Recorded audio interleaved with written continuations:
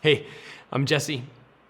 When you ask the God of all comfort to comfort you, have you considered the mechanics, the spiritual mechanics of how God would do that?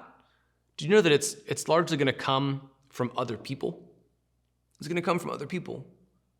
I mean, I can relate to this because if I'm feeling hurt, if I'm feeling discouraged, if I'm feeling shame, then man, it's one thing for me to try to talk myself down, but it means so much more when it comes from a brother or sister in Christ with an encouraging word, because I feel like they can see me more objectively than I can see myself.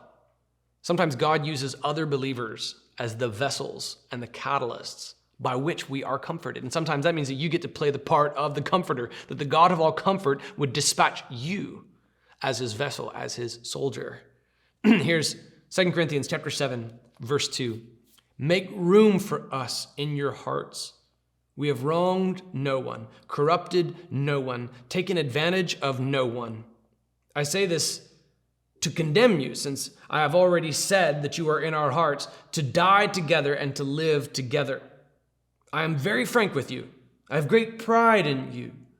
I'm filled with encouragement. I'm overflowing with joy in all our afflictions. In fact, when we came to Macedonia, we had no rest. Instead, we were troubled in every way, conflicts on the outside, fears within. But God, who comforts the downcast, comforted us by the arrival of Titus, and not only by his arrival, but also by the comfort he received from you. He told us about your deep longing, your sorrow, and your zeal for me, so that I rejoiced even more. Paul and company were downcast. They were downtrodden in Macedonia.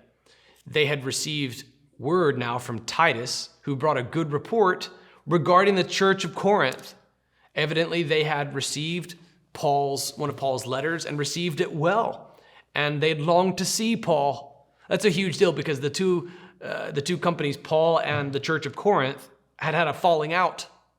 And the church had turned on Paul. And they'd begun to follow these self-appointed super apostles and sort of deride Paul.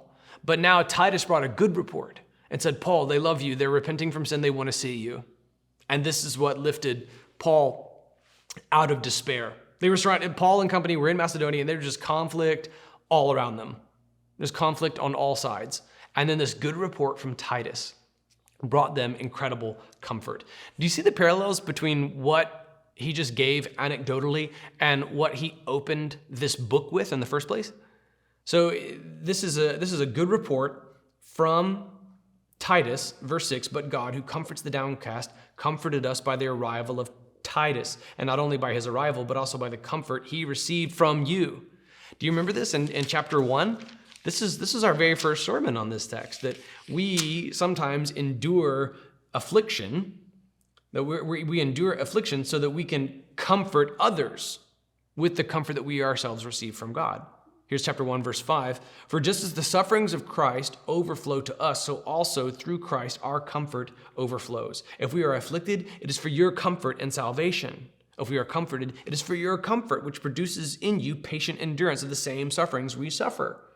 So he's talking about how when we go through stuff that's difficult, we receive comfort from God, and then we can pass that comfort on to you. Now, Titus brings good news, good comfort, and that's what lifts Paul and company out of their darkened state while they're in Macedonia. Sometimes you get to play the part of Titus, and you get to be the one who bears good news, good comfort. And sometimes that means as well that your comfort's going to come from your fellow believers, from somebody else. Now, are you in isolation right now? Because if so, you're cutting yourself off from that source of comfort. If you're not in a small group, you're minimizing the number of opportunities that your soul gets to receive this exact form of comfort. And if you're not coming to corporate worship, you're minimizing both the chances that you have to receive this kind of comfort, and you're also minimizing your opportunities to play the part of Titus and be the vessel of comfort who brings comfort to others. There's comfort on both sides of that, man. It's a good thing to play the part of Titus, and it's a good thing to be the recipient of good news from Titus.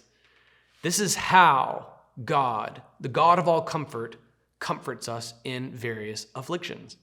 Sometimes it's just an uplifting word, a good deed from a fellow believer to a fellow believer.